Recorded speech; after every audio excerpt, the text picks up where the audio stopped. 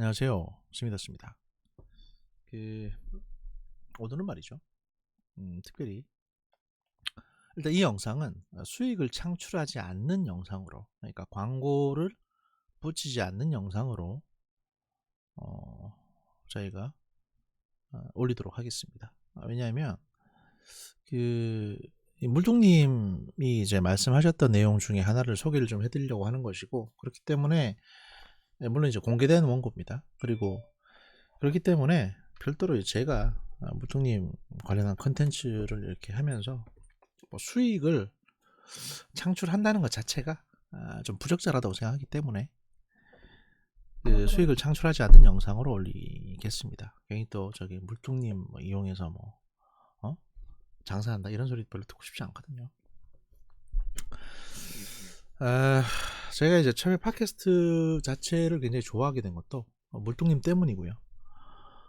또 이 유튜브라든지 뭐 거장판이라든지 이런 걸 만들게 그러니까 참여하게 된 계기도 사실 물뚱님으로 인한 인연이 꽤 큰 편입니다.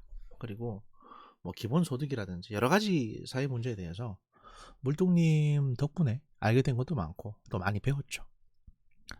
예, 자, 좀 이따가 이제 5월이 되면 그 물뚱님의 기일이 오게 됩니다. 이제 한 3주년 정도 됐을 텐데요. 제 생각은 그렇습니다. 저희가 할 수 있는 가장 큰 추모, 또 가장 큰 어떤 물뚱님을 위한 거는 이분을 잊지 않고 계속 기억해 주는 거라고 생각을 합니다. 최근에 그 조국 사태라든지 많은 어떤 그 민주당의 어떤 위기 상황에 왔을 때 상당수의 많은 트위터리안들이나 이제 팟캐스트에 있는 사람들은 물뚱님을 떠올렸습니다. 그분이 계셨다면 어땠을까? 상당히 많은 분들이 또 많은 그 딴지 쪽에 또는 이제 이쪽 계통의 지인분들이 어떤 사안이 발생했을 때 물뚱님의 평가나 물뚱님의 결론으로 자기 자신의 스탠스도 이제 그 결정 짓는 분들이 꽤 많았거든요. 그러니까 이 문제에 대해서 물뚱님이 어떻게 생각하는지 어떻게 보시는지에 따라서 그분들이 이건 그런 건가 보다라고 결정하셨던 게 굉장히 많습니다. 저도 사실 일견 그게 좀 아쉽습니다. 그래서 조국 사태 같은 때에서도 물뚱님이 계셨다면 이렇게까지 악화되진 않았을 텐데 라는 생각을 많이 했죠. 물뚱님이 계셨다면 솔직히 말씀드려서 조국 건이 이렇게까지 엉망이 되진 않았을 겁니다. 제가 아는 한 이분은 상식적인 판단을 하는 분이셨거든요. 그래서 오늘은 그 물뚱님이 과거 쓰셨던 그 기본소득 관련한 건으로 물뚱님이 쓰셨던 글이 있습니다. 2017년 1월 17일에 쓰셨던 글인데요. 이 내용을 바탕으로 소개를 좀 해드리려고 합니다. 제목은 이재명의 기본소득이라는 내용입니다. 이게 이제 2017년도 시점이 민주당 그 대선 경선을 한창 하던 때였고, 이재명 씨가 기본소득 얘기하면서 이제 민주당이 대통령 후보가 되기 위해서 노력을 많이 했었죠. 그 와중에 물뚱님께서 이걸 보시고 본인의 어떤 그 판단이나 평가를 적으신 것들입니다.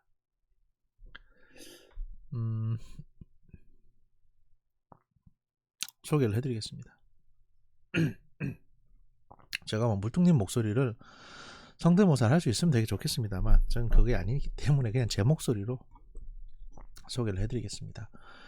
이 물뚱님은 아시다시피 기본소득에 대해서 상당히 많은 관심이 있었고 그런 내용을 담은 저서도 있습니다. 그리고 그 저서에서 상당 부분 기본소득에 관해서 논하고 있고, 또 그 알실이라든지 또는 이제 필수교양에서도 또 이제 여러 가지 물뚱님의 그 방송에서도 틈만 나면 기본소득 관련한 얘기를 많이 하셨습니다. 그래서 뭐 저도 사실 기본소득의 가장 기본적인 개념에 대해서 물뚱님을 통해서 처음에 접하게 됐고요. 그래서 이제 그 기본소득 관련한 내용을 지금 소개해드리는 게 어떻게 보면 적절하지 않을까 싶어서. 이재명 씨가 지금 계속 기본소득 얘기하고 있거든요. 그래서 물뚱님이 보시는 기본소득이 과연 뭐였으며 이재명의 기본소득이 과연 이제 뭐가 문제가 있는지 또는 뭐가 잘 된 건지 잘못된 건지 여기에 대해서 판단하는 기회를 갖고자 합니다. 계속 이쪽 지금 계속 뜨겁죠. 제가 사진을 이런 사진을 골라가지고 물뚱님께서 이제 약간은 의심스러운 눈으로 저를 지금 보고 계시지 않습니까? 분명히 제 생각으로 제가 만약에 물뚱님 살아생전에 제가 방송을 했다면 분명히 제 방송을 들으시면서 물뚱님이 이런 약간 의심스러운 눈으로 보셨을 가능성이 큽니다. 뭐지? 쟤는? 이런 생각을 하셨을 거예요. 사실 트위터에서 한 두어 번 정도 물뚱님과 대화할 기회가 있었고요. 그때도 물뚱님께서 이제 많은 말씀을 해주셨는데 다시금 또 생각이 나네요. 아무튼 내용 소개해드리겠습니다. 이재명의 기본소득, 박성호. 큰 틀에서 결코 나쁜 일은 아니다. 대선 후보 레이스에 참여하고 있는 이재명 성남시장은 기본소득에 관한 이야기를 지속적으로 대중들에게 전달하고 있다. 기본소득이라는 말 자체를 한 번도 들어보지 못한 사람들이 태반인 사회에서 주목받는 대선 주자가 기본소득을 수시로 언급한다는 것은 그 자체를 널리 알리는 홍보 효과가 있으며 이는 매우 긍정적인 효과를 가져올 것으로 보이기 때문에 좋은 일이라고 보는 것이다. 그러나 최근 들어 이 후보의 주장이 반복되면서 점점 걱정이 되기 시작하는 부분이 있는데 그 점을 얘기해 보려고 한다. 기본소득은 절대 공짜 밥 등으로 부르면 안 되는 제도적 개념이다. 실제로 안희정 충남지사는 기본소득 관련된 주장에 대해 공짜 밥이라는 용어를 써가며 국민은 공짜 밥을 원하지 않는다고 부정적인 의지를 보여준 적도 있다. 공짜 밥이라면 그냥 주는 거다. 실제로 밥을 준다기보다는 당연히 돈을 주는 거다. 기존의 복지 시스템이 가진 가장 큰 특징이 바로 이 공짜 밥으로 표현될 수도 있다. 배고픈 사람에게 밥을 줘야 한다는 논리다. 소득이 모자라면 돈을 주는 기초생활보장, 나이가 들면 돈을 주는 기초노령연금 이런 식이다.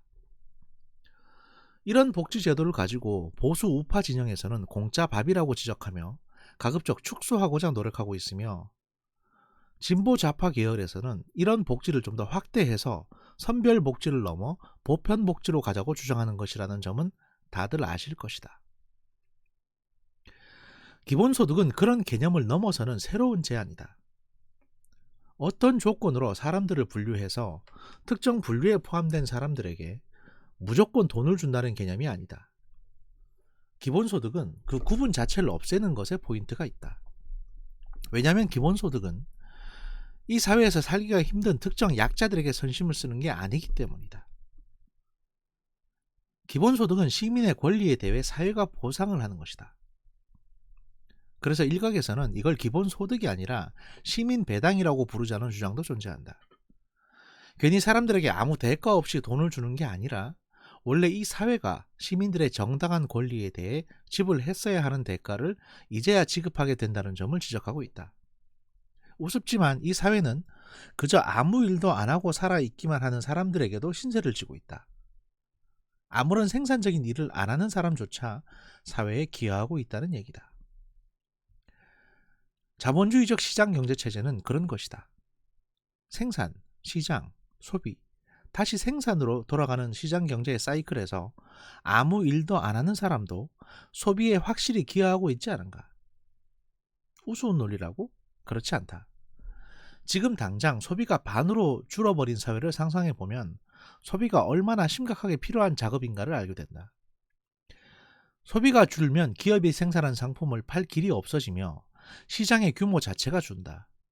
판매가 줄면 기업은 생산을 줄일 수밖에 없다. 생산을 줄이면 인력이 덜 필요해진다. 해고가 늘어난다. 일반 대중 사이에 실업률이 올라가면서 일반 대중들의 소득이 줄어든다. 그리고 다시 소비가 줄어든다. 단지 소비가 줄어드는 것 때문에 빈곤의 악순환, 네거티브 피드백이 생기게 된다는 것이다. 이 피드백을 막으려면 어찌해야 하는가? 소비를 늘리거나 최소한 현상 유지라도 해야 한다. 즉 사람들에게 최소한의 생존을 위한 소비라도 할 수 있는 구조를 만들어줄 필요가 있다는 것이다. 누가? 자본주의 시장경제 체제 하에서 살아가고 있는 모두가 힘을 합쳐서 말이다. 즉 바꿔 말하자면 이 사회가 가동되고 있는 기본 원리인 자본주의 시장 경제 체제를 유지하기 위해서 모든 시민은 살아 숨쉬고 있는 것 자체로 기여하고 있으며 사회는 그 기여에 대해 적절한 보상을 해야 한다는 것. 그리고 동시에 그 보상은 각 시민의 소비 능력을 향상시켜 다시 자본주의 시장 경제 구조에 활력을 부여할 수 있게 된다는 양수겸장의 아이디어가 바로 기본소득인 것이다. 이런 기가 막힌 아이디어인 기본소득을 사회에 널리 알려주는 것은 대단히 고마운 일이다. 그러나 기본소득을 연간 100만 원 정도로 낮게 지급하자거나 1년에 100만 원입니다. 기본소득을 지역 상품권으로 지급한다거나 기본소득을 연령대별로 구분하여 지급한다거나 하는 주장은 한편으로는 과도기적으로 유권자 대중의 거부감을 줄이기 위한 변칙일 수는 있겠으나 좀 더 근본적이고 심각한 오해를 불러일으킬 수 있는 위험한 주장이라는 점을 지적하고 싶다. 즉 기본소득을 또 하나의 시혜성 복지, 특정 연령층에게 용돈 좀 주는 공짜 밥 복지의 한 갈래로 오해를 받게 만들 수 있다는 것이다. 그렇게 되면 진짜 본격적인 기본소득을 하게 될 때 사람들은 그 공짜 밥을 좀 더 주겠다고 하는 식으로 받아들이게 된다. 그렇지 않다. 기본소득은 그런 것이 아니다. 물론 이재명 시장도 그런 정도는 알고 있을 것이다. 다만 선거 캠프의 논리로 당장 사람들의 마음을 움직일 만큼 양념을 치고 식초를 쳐서 뿌려야 한다는 생각에 저런 발언을 이어가고 있는 것이라고 믿는다. 그러나 이 사회는 이재명이라는 한 명의 후보가 당선되기 위해 그 어떤 개념도 마구 끌어다가 윤색해서 마구 소비해버려도 될 정도로 여유 있는 상태가 아니라는 점이다. 시급하다. 지금 당장 청년 실업률은 치솟고 있고 4차 산업혁명은 가차없이 한 발 한 발 우리 사회를 조여오고 있다. 인공지능의 발전은 이제 일자리 숫자를 100만 단위로 날려버리게 될 것이고 이제 세상에 나오는 새로운 세대에게는 정규직 일자리 같은 것은 잠꼬대에 불과한 무서운 세상이 기다리고 있게 된다. 조금만 더 신중하게 발언을 해주시길 부탁드리고 싶다. 기본소득은 이번 대선에서 한번 써먹고 버릴 그런 개념이 아니다. 복지제도의 근간을 바꾸고 우리 사회의 생존율을 높이기 위해 크고 강력하게 원대하게 써야 하는 중요한 개념이다. 그 개념이 대중의 머릿속에서 한번 잘못 자리 잡게 되면 다시 바꾸기는 정말 어렵게 된다. 오해는 생기기 전에 막아야지 푸는 것은 정말 어려운 법이다. 부디 자중하시기를 빌며 이재명 후보의 건투를 빈다. 라고 물뚱님께서 말씀하셨습니다. 자, 그럼 물뚱님께서 말씀하셨던 기본소득이라는 게 뭘까? 제가 요약해서 말씀드리면요. 4차 산업사회가 되면 여기 나와 있는 것처럼 일자리가 급속도로 줄어들게 됩니다. 왜냐하면 사람이 생산하는 거의 대부분의 일들을 로봇이 대신할 수 있기 때문입니다. 벌써 그런 일들이 생기고 있죠. 심지어 이렇게 온라인으로 뭔가 비대면 사회가 발전할수록 사무실도 필요 없고 사람도 필요 없고 숫자가 적어져도 되고 이런 일들이 점점 우리 곁에 오고 있습니다. 그래서 물뚱님께서 말씀하신 기본소득이라는 거는 어쨌든 그렇게 효율이 높아져서 기업은 많은 이득을 얻게 됩니다. 왜냐하면 효율이 높아져서 그런 물건을 팔아가지고 기업은 인건비 적게 나가면서 많은 이득을 볼 테니까. 그러면 그런 기업들에게 소득세와 법인세를 더 체계적으로 부과해서 기업이 얻은 이익을 일단 정부가 걷어들입니다. 그렇게 되면 사람이 줄게 되니까. 그리고 이제 여기에는 잡쉐어링이라는 개념이 또 들어갑니다. 예를 들어서 현대자동차 공장에서 만약에 지금 뭐 2,000명이 일하고 있다면, 근데 기계화가 많이 진행이 돼서 1,000명 정도가 일할 수 있는데 1,000명 정도 노동력 하루 종일 1,000명이 일해서 할 수 있는 일인데 일단 현대자동차는 이거를 2교대로 잘라서 2,000명을 씁니다. 그렇게 되면 오전 4시간, 오후 4시간, 오전 5시간, 오후 5시간 뭐 이런 식으로 근무가 되겠죠. 그렇게 교대 근무를 하는 거죠. 그러면 이제 당연히 수입은 반토막이 나겠죠. 그죠? 물론 수입은 줄어듭니다. 반토막이 납니다. 그 갭을 정부가 걷어들인 기본소득에 정부가 걷어들인 그 소득세라든지 법인세라든지 그 수많은 부수이익들에서 그리고 이제 정부가 중복되는 복지 지출을 최대한 줄여가지고 얻은 이제 그 이익, 그 자본에서 그 갭을 기본소득으로 국민들에게 주자는 거죠. 한 달에 60만 원에서 100만 원 정도. 성인이면 누구나 다 주는 겁니다. 한 달에 100만 원, 60에서 100만 원 정도는 지급을 해줘야 기본소득으로서의 의미가 있다는 거예요. 그러니까 어떤 직장에서 만약에 300만 원 받는 사람이 있다고 칩시다. 그러면 이 사람이 그 직장에서 150만 원짜리 150만 원을 받는 직위로 이제 일을 직업을 쪼개 가지고, 사회가 변하니까 직업을 쪼개서 그 직장은 150만 원 주는 노동자를 2배를 고용하게 됩니다. 그렇게 되면 150만 원 받는 사람이 2배가 되겠죠. 300만 원 받는 사람은 없어지는 거고. 다만 이제 뭐 물론 특수 기술이나 이런 것들은 또 별개의 문제지만 일반적으로 봤을 때, 그러면 그 사람은 오전에만 근무하면 또는 오후에만 근무하면 되니까 그 외 나머지 시간에는 다른 직장 가서 일을 하게 됩니다. 그렇게 하나하나 돈을 모아서 이제 수익을 확보하게 되고, 그래도 부족한 갭을 국가에서 기본소득으로 메꿔준다는 거죠. 이렇게 자본주의가 굴러갈 수 있는 선순환 사회를 만들자는 겁니다. 만약에 국가가 이걸 방기하고 있을 경우에는 어떤 일이 생기냐. 생산, 소비가 계속 순환이 돼야 되는데 국가가 그걸 방기하고 있을 경우에 단순히 기술만 높아진다. 국가는 거기 간섭을 안 하고 있다. 이렇게 되면 기술이 높아지고 로봇이 들어오니까 공장은 당연히 사람을 줄일 겁니다. 그러면 실업자가 급증하게 되고 이 사람들은 대책 없이 길거리로 나앉게 되고요. 이 사람들은 소비를 할 수 없게 됩니다. 그러면 결국에는 공장의 그 회사의 수익도 줄어들게 되는 구조가 되는 거죠.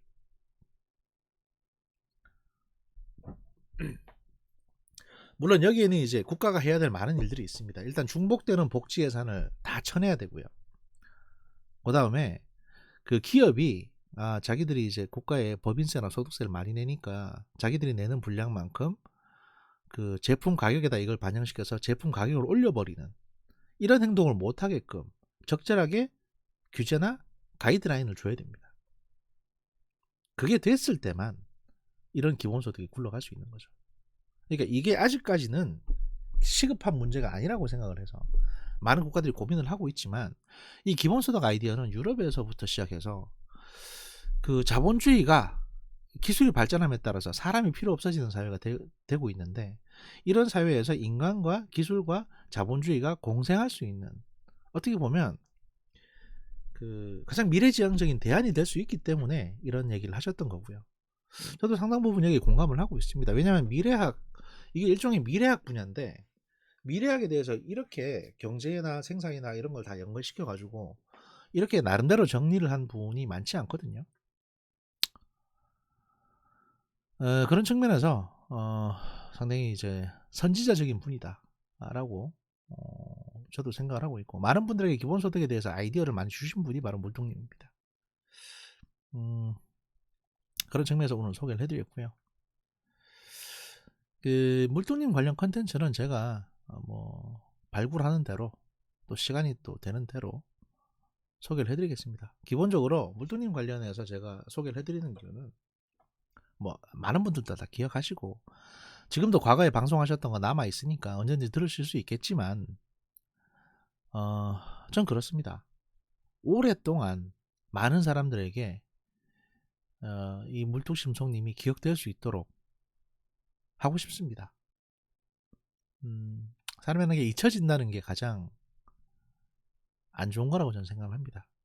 그래서 제가 방송을 하는 한은, 또 글을 쓰는 한은 물뚱님이 계속 오래 기억될 수 있고, 또 그분의 아이디어가, 또 참신하고 신선한 아이디어가, 또 윤리적인 생각들이 많은 분들에게 이제 그 영감을 줄 수 있도록 노력을 하도록 하겠습니다. 감사합니다. 나중에 3부에서 뵙도록 하겠습니다.